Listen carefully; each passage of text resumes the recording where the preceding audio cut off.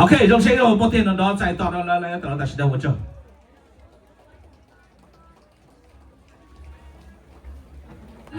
หัวทิพย์เมียแก้วแน่แล้ว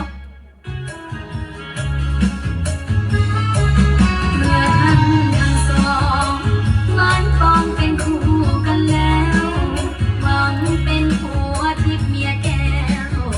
แน่แล้วก็คงสุขสันต์หวังมอบชีวิต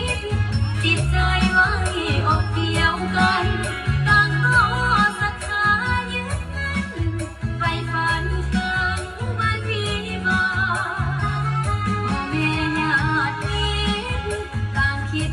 ต่อเติมเสริมสร้างช่วยเป็นภาระทุกอย่างให้สมดังปรารถนาให้คู่สมรสสองหักสองดังอุราพ่อแม่เพื่อนพ้องหัวหน้าต่างก็มาให้อวยพรใส่จง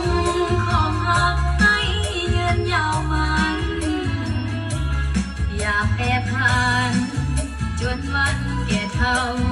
ลงไปทรัพย์สินเงินทองขอจงเงินน้องหลั่งไหลแม้นเกิดเป็นลูกหญิงสายให้เลิศด้วยปาฏิภาณบัดนี้ทั้งสองสมปองเป็นคู่กันแล้วได้เป็นผัวทิพย์เมียแก้วแน่แล้วก็ควรสุขสันต์แม้นยามทางขาดผิดไปอภัยให้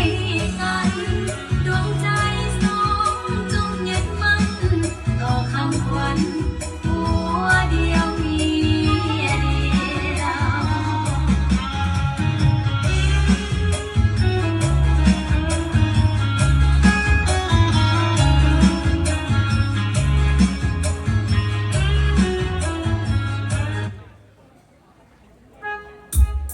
โ